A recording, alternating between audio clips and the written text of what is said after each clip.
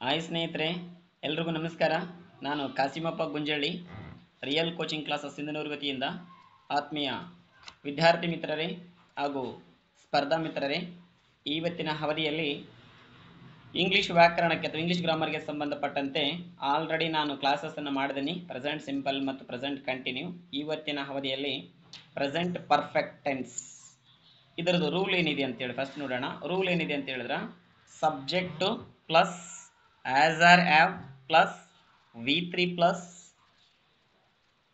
plus object ಇದೆ. Subject plus as are have plus v3 plus object ಅಂದರೆ ನಾವು first ತಿಳ್ಕೊಬೇಕಾಗಿರೋದು ಇಲ್ಲಿ ಏನಂತ ಹೇಳಿದ್ರೆ, ಈ ಐ ಜೊತೆಗೆ ಯಾವ್ದು ಬರುತ್ತೆ ನೆನ್ಪಿಟ್ಕೋಬೇಕು.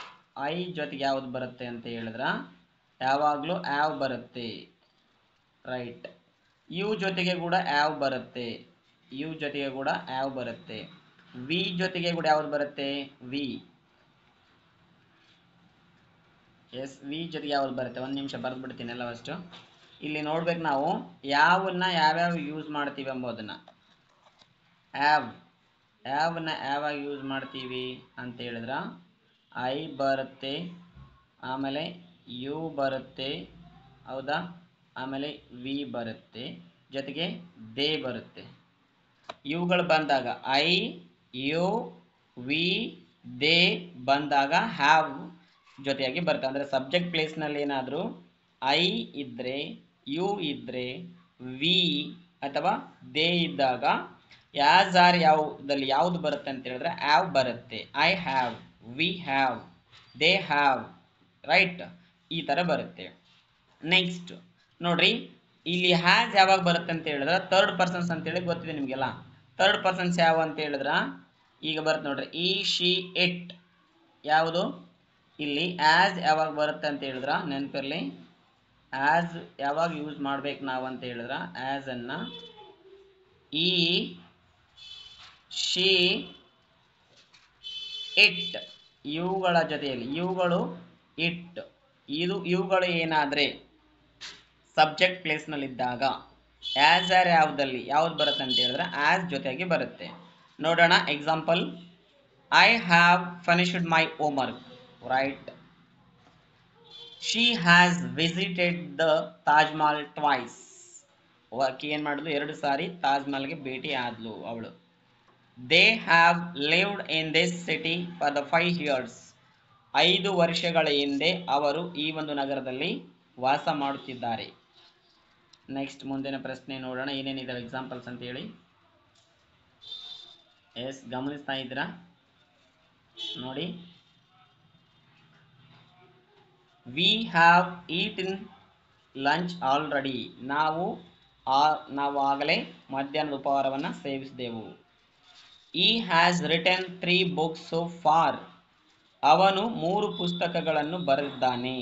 The teacher has explained the topic clearly. ಆ ಶಿಕ್ಷಕ ಅಥವಾ ಶಿಕ್ಷಕಿ ಆ ಒಂದು ವಿಷಯವನ್ನು ಸಂಪೂರ್ಣವಾಗಿ ವಿವರಿಸಿದ್ದಾರೆ. ನೆಕ್ಸ್ಟ್ 7ರಿಂದ 10 ನೋಡೋಣ. ಎಸ್ ನೋಡ್ರಿ, 7ರಿಂದ 10 ಏನಿದೆ.